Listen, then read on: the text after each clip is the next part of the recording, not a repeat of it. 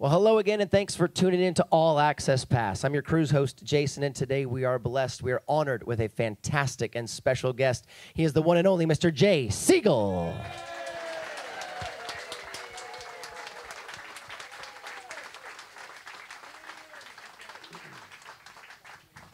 Hello. Is this on? Yeah. You're on, sir. First and foremost, thanks for taking the time to be here with us. Oh, it's a pleasure. I mean, these people, we're having the greatest time. As artists, we're having a great time because a whole ship full of fans. How could you beat that? It's great. It's great. You know, I love that you said that right off the bat. We had an interview a couple days ago with Freddie Cannon, which I'm sure a lot of the folks in here saw.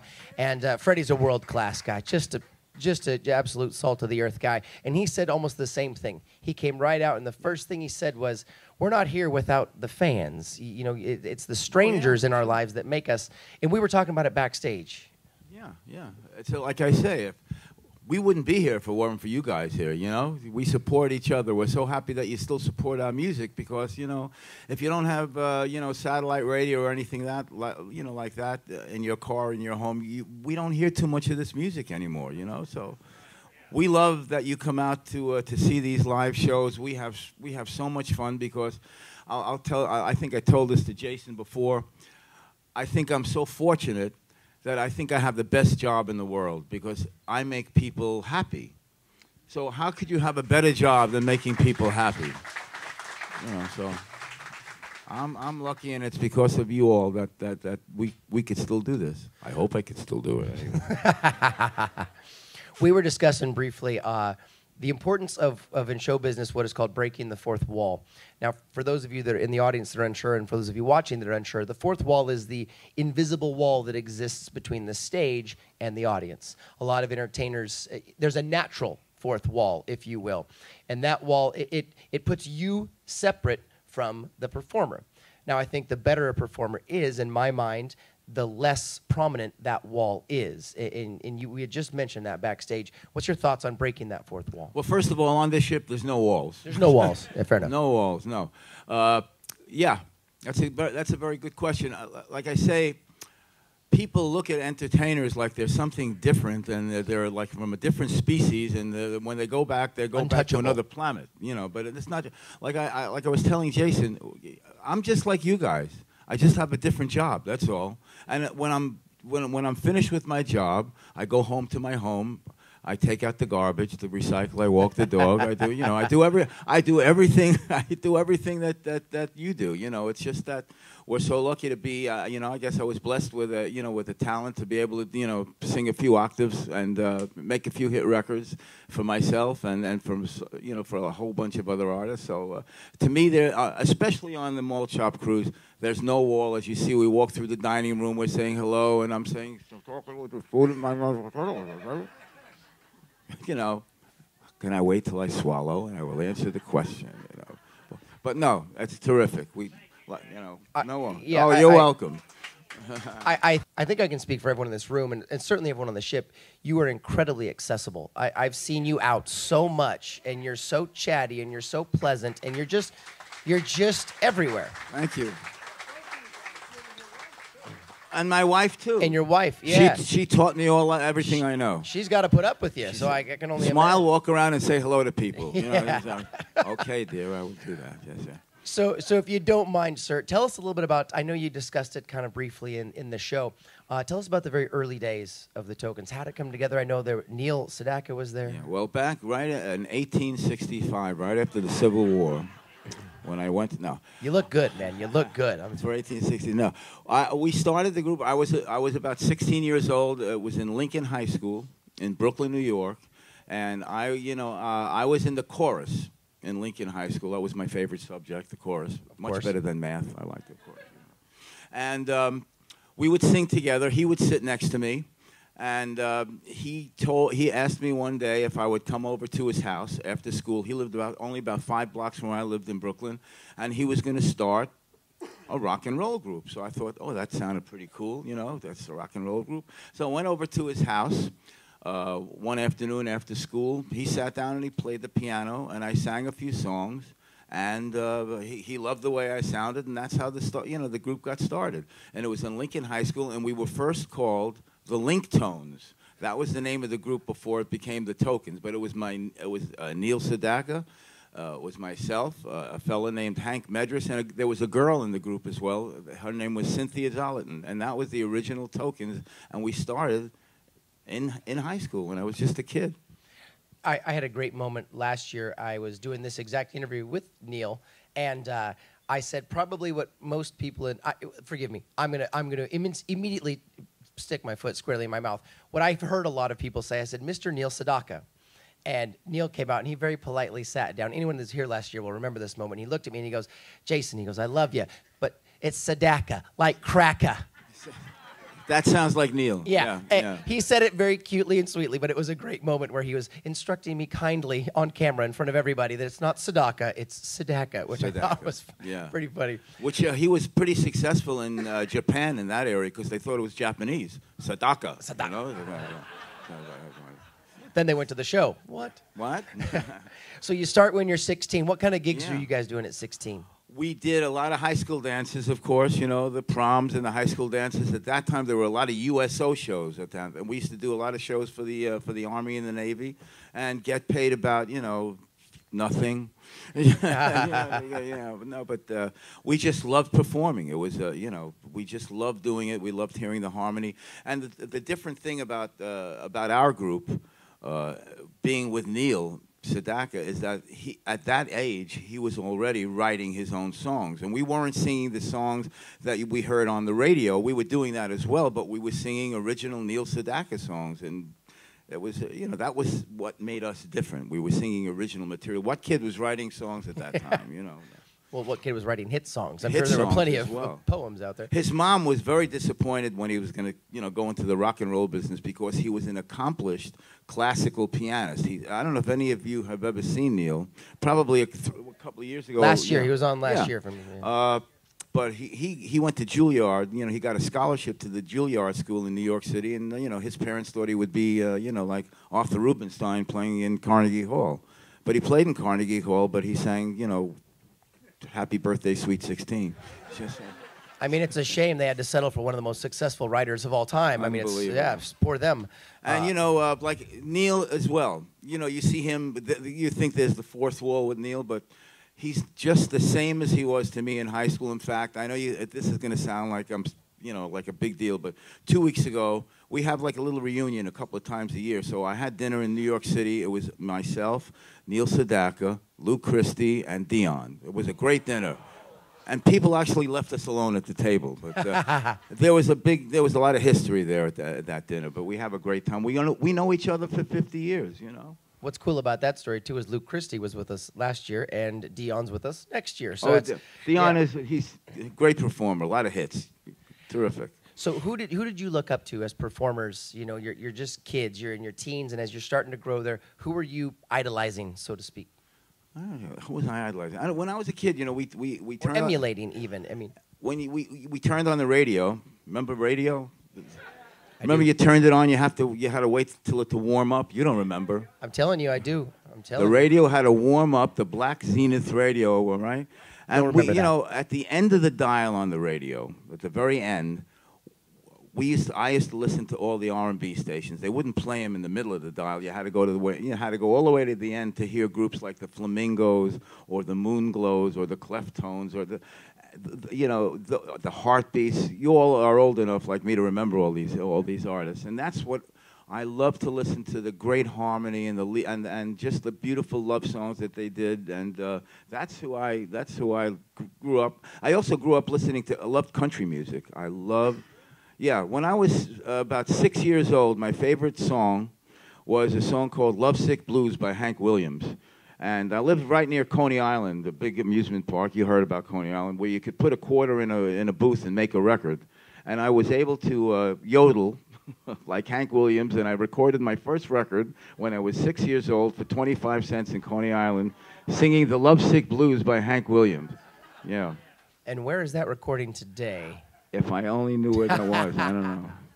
My mom, they probably threw it out when they moved or something. Oh, that's it's out there somewhere. No, they lost it. They wouldn't. My mother would never do that. No mother would. My mother saved my very first cast as a kid. Trust me, I know all about it. All right, don't go away. Cast? My cast. Was it signed by a lot of No. people? Wow. It was just a cast on my hand as a kid, and my mom still has it in a plastic bag with baking soda. Don't ask me. Don't ask me. All right, don't turn the channel and don't go away. We'll be back in just a moment with more from the fabulous Mr. Jay Siegel. Hey, and welcome back. Here we are with more with the fantastic, the fabulous, the legendary Mr. Jay Siegel. Thank you. So you're in your teens. You have a band now. You're starting to get gigs. You're playing. When do you realize that you have a devastating falsetto? That's a very good question. Well, when I was in high school, believe it or not, they put me with the girls on the girls' side. I didn't mind, It's worse places to be. No, because I had school. that range and the music teacher said, "Could you sit with the girls?" Because I had like not perfect pitch, but they call it absolute pitch. Does anybody know the difference? I don't know. Any music teachers here? But they would put me with the girls because I had that range. I had about a 4-octave range. Now I only have about a 4-octave range. It's the same thing. I don't know. It didn't go away. It's just a different 4 now. Yeah. So when I used to sing in the chorus, I know I could sing all these high parts. And when I sang with the Lingtones before it became the Tokens, Neil Sedaka, who arranged all the vocals, would put my voice on the top, above the girl. I could sing higher than the girl could, and that's I guess when I realized that I had that kind of range. Am I doing this too much? No, it's all right. We told them we didn't want a fourth wall. It's 3D. It's fine. They'll appreciate it on TV. Okay, so you're getting gigs. You're in your teens, and you're starting to grow. How do you take the Tokens from playing proms and local USO tours into something bigger? Well, we stayed together with Neil for we'll move it up a few years till after high school. Neil graduated. We made a couple of records with Neil as the Tokens. They became regional hits. They weren't national hits. And so we decided, well, I don't know if we decided, but Neil decided that he's going to go off on his own, and that was a good decision, I think he made. He's done all right. And left us in the lurch. So myself and Hank Medris, one of the other original Lingtone Tokens, we found 2 other guys from Lincoln High School, and we got together and we reformed the group as the Tokens, and we wrote our first hit song, which was "Tonight I Fell in Love," and we got together for I think we scraped together $300 to make a demo record of "Tonight I Fell in Love." We all did it all ourselves. I don't know. We asked everybody for like $6, $4, whatever. We needed about $300, and we went into the studio and we made "Tonight I Fell in Love." And somebody knew somebody that knew somebody else that was in the music business, and they brought the demo to Warwick Records, and this guy who was the president of Warwick Records thought that this could be a hit record. They bought the record and they put it out, and it became our first national top 10 record. And in a lot of regions in the Northeast, it was a #1 record. So that's what put us on the map. And from there, you start advancing, obviously, and then Lion Sleeps Tonight comes in 1961. Yeah. Well, Lion Sleeps Tonight. A lot of people, of course, that's a normal question. When I was a kid also in high school, I used to love to listen to folk music. I had a very eclectic taste. I liked folk music. I liked country music. I liked rock and roll. So I was listening to the radio one day, and I heard this cut. It was called The Weavers. Anybody familiar with The Weavers and Pete Seeger? It was one of the biggest folk acts of the 50s, and they had recorded an album called The Weavers Live at Carnegie Hall in New York City. So there was one of the cuts on that I heard on the radio was a song called "Weem Away." It was not "The Lion Sleeps Tonight," and Pete Seeger sang this song mostly in a falsetto voice, and I said, I could do that. I know how to do that kind of thing, and I loved this song. I loved the melody, and I taught it to the other 3 guys. I taught it to the other 3 guys in the group, and at that time we were signed.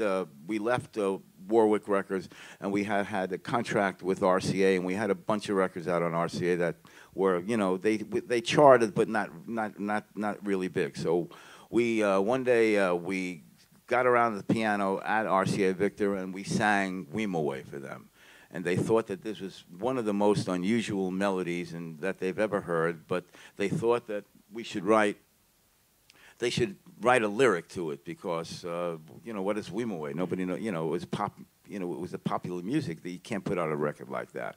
So I did some research, and I found out what the origin of Weemaway was, and I found out that it was written in 1939 in South Africa, and it was a South African traditional hunting, a folk song, and it was called an African lullaby, and the meaning of the song was if the natives used to go on a lion hunt, and they used to sing this falsetto part called Weemaway and do this chant, which would put the lion to sleep, and if the lion was sleeping, they could kill the lion.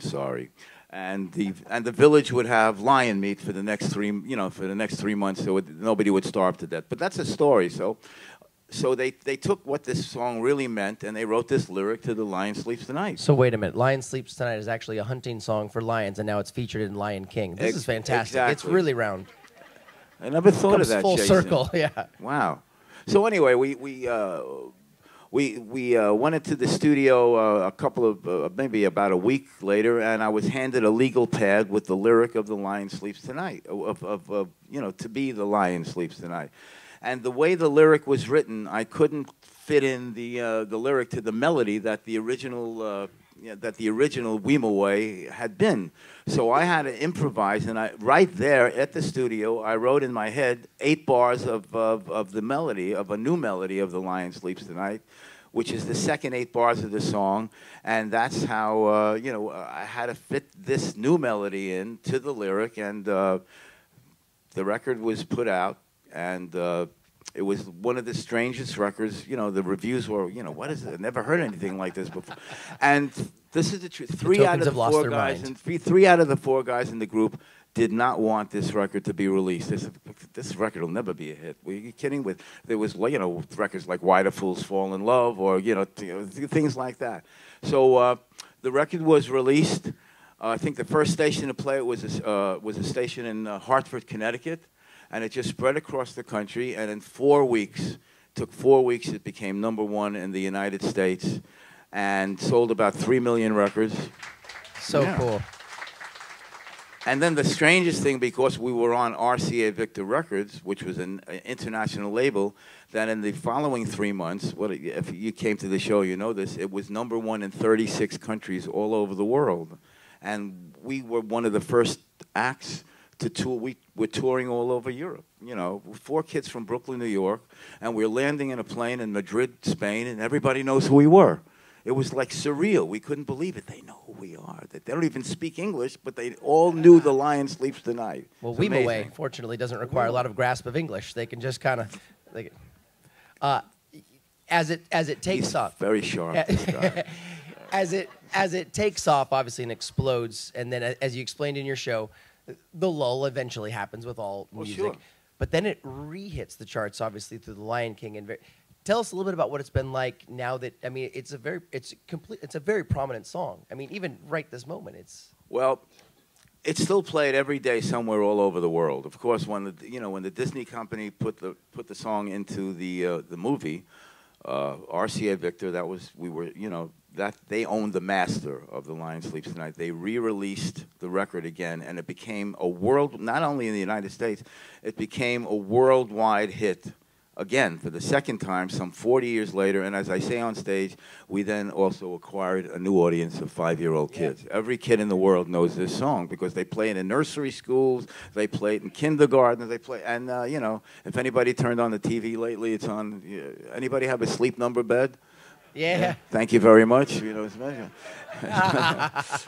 It's played. I don't know. I've seen it on the ship about 10 times since I'm here. But it's the kind of record that we've been blessed with, that it just gets played all over the world every day to this day. It still does.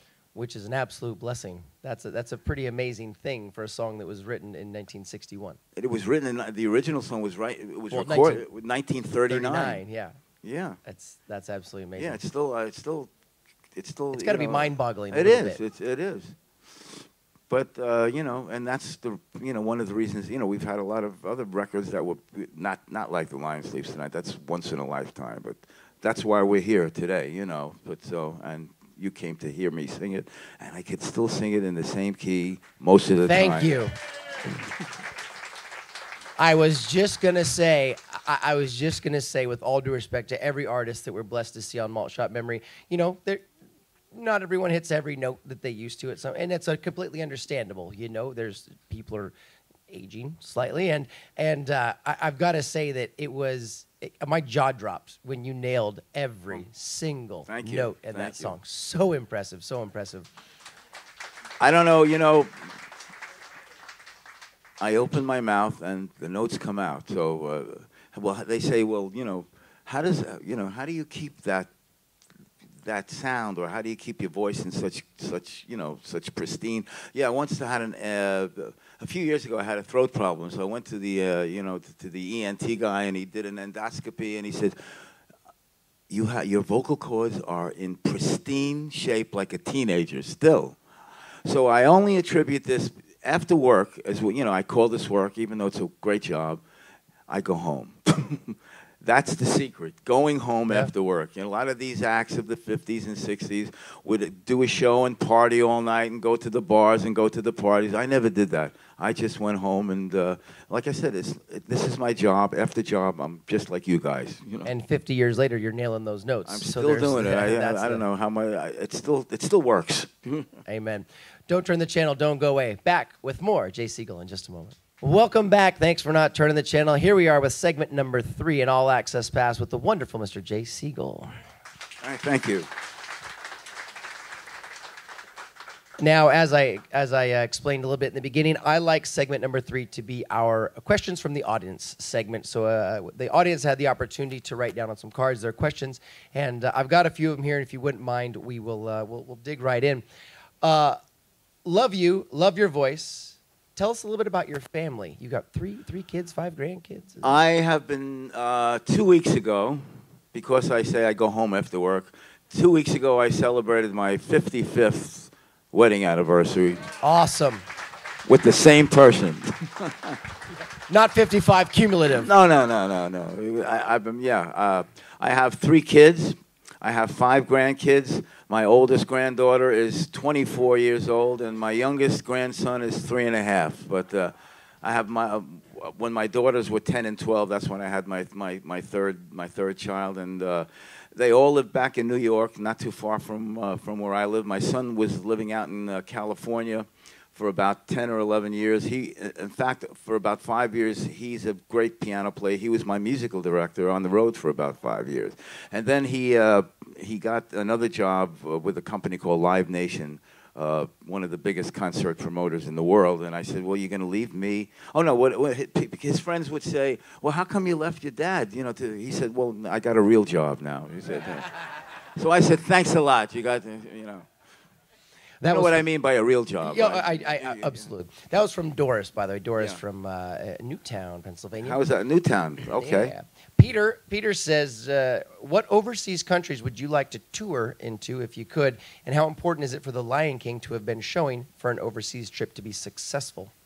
Well, of course, where I'd like to go is I'd like to go to South Africa, and the record was #1 in South Africa. We've never been there. I've done a TV show that was filmed in my house. That I forgot the name of the show, but it's shown in South Africa. It's a very popular entertainment show. 2 people came from South Africa, a translator and a director, to film this in my home, and they showed it over there, and it was very successful.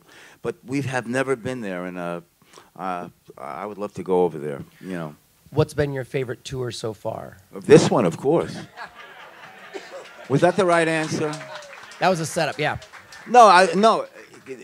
First of all, here you can't miss with you people. You're here because you love the music, and it's so much fun. And as far as I'm concerned, when you said, I hope I'm not bothering you. I'm sorry to bother you. You're not bothering me. When you stop bothering me, that means my career is over if you stop bothering me. Yeah, the great question. Do you feel on vacation? Most of the time, my wife feels like she's on vacation, I guess. But I do have to say to her, where am I going next? I don't know. I said that as well, so not to your wife. Where am I going from here? How do I go? Yeah. What's your dog? What kind of dog do you have? You mentioned you have a dog. No, not anymore. But I did have a couple of poodles. The cutest, I had miniature poodles, apricot, beautiful dogs. You know, very smart, very good. I lost my last one, I don't know, maybe 5 or 6 years ago, and I had to do it myself and go to the vet. I'm sure you will. The worst day of my life. I hated doing that. And I just didn't think I could do it again. So I haven't, I've had a dog since I'm a kid in Brooklyn, New York. But yeah, Brooklyn, there you go. But no, not now. No, I don't have. Bill in my group has 6 of them. Bill Reed? 6 dogs. Bill Reed has 6 dogs. How many cars does he actually have? And they have? walk him every day. And he has about 5. He's a car collector. He was in the car show. He has a 56 Thunderbird, and he had a 49 Mercury, and that's his passion, What is your passion outside of what you do for a living? Good. I used to. I know you're going to look at me not thinking this, but I used to love motorcycles, and I got rid of my last one. I traded it in for a retiling of my floor downstairs in my house. That's how you know you're growing up, right? Yeah, That's how, yeah. I said, I'll take that bike. I'll do your whole, I'll tile the whole floor and take. So my wife said, give him the bike. We need a new floor. But no, my passion is the music and just, I live up in Rockland County, New York, which is about 40 miles north of Manhattan. And it's just like the country up there, and I love going to warm climates. And this, I'm starting to like the winter less the older I get, So, but I just like being with my family, That's it. We have a great question here. If you never became a famous singer, what would you have done in life? Do you think? I probably would have been an astronaut. I don't know. When I went to college, and I graduated with a market research degree. I have no idea what I would have done with that. I don't know. In New York is one of the biggest, it was a center for the garment, the garment industry in New York. And I used to work in the garment industry, part-time, when I wasn't doing the music full-time. I never thought this could be a career because I enjoyed it too much, It was too much fun. How could you make a living having a good time, So I was, I don't even know what I did. I went to work, and I couldn't wait to leave. That's it. Last question. This is a great question right here. What have you enjoyed more in your life, the producer side or the performance side? And could you that's talk a little bit great about question. Both? I enjoy performing. That's the greatest thing in the world because people ask me, well, how do you feel when you're doing these shows for your 2,000 people, and at the end of the show they're all standing up applauding? I can't explain how that feels. Jason, you probably know how that feels. It's like it's you don't know. I mean, I know what it feels like when I'm leaving and they're clapping for the guy behind me, but I don't know. But the feeling you get is it's like euphoric. It's the greatest feeling in the world. But as opposed to producing, fortunately we had a great career producing records. Two of the artists on this ship, I made all their records, the Chiffons and the Happenings. I produced all their records. Yeah, and to create, like I said, I think I told this on stage one day. These 4 kids came up, the 4 girls. They were working for the New York Telephone Company, and they came up to our office. We had an office in New York City, and they sang a few songs. They were kids then, and we thought that they had the potential of being hit artists. And we were the first vocal group to produce a #1 million selling record for another vocal group, and that was their first record of "He's So Fine" by the Chiffons. And to make unknown, to make people famous and to make them successful. I mean, I have all their gold records on my wall, so that's a great remembrance. I know you're not a braggart, but if you wouldn't mind, for anyone that's not sure in here, what are some of your top produced hits? I mean, everyone knows your hits, but what have you produced? I know, obviously, "One Fine Day," "He's So Fine." I guess the biggest hit record that gave Tony Orlando his career was "Tie Yellow Ribbon." That was probably one of the biggest hits that I produced, and it gave Tony Orlando his own television show. We produced "Candida" and "Knock 3 Times," and for the Happenings we did "I Got Rhythm." A couple of records I knew that when I walked out of the studio, I said, that's a hit record. And one of them was "One Fine Day" by the Chiffons. That can't miss. That's too good to be a hit. And what would I just say? Knock 3 times I did? No, Yeah, Knock 3 times. With the follow-up to Candida, I said, that's a #1 record. That can't miss. But we did Oh Denise by Randy and the Rainbows, produced that one. I did a lot of background singing. I was one of the, because of my range, I sang backgrounds for Bob Dylan. Anybody know the album Highway 61 Revisited? Yeah. Well, I'm on that album. I sang on Del Shannon's records. I sang on the Connie Francis album of Where the Boys Are. We were in the studio all the time doing, and we did a lot of commercials back in the 50s and 60s. I don't know if you remember Pan Am Makes the Going Great or Fly Eastern, #1 to the Sun. We did toothpaste and cigarettes and beer, and we were in the studio all the time. So yeah. One way or another, it was great. Like right now, you're hearing the Sleep Number commercial. That's nice as well. Very good. I think, again, I speak for everyone. I say thank you so much for taking your time You're with us welcome. today. Thanks Truly, me. on behalf of the entire ship, you're a true gentleman. Thank you. And thank you for tuning in for another fantastic episode of All Access Pass. One more time, let's hear it from Mr. Jay Siegel.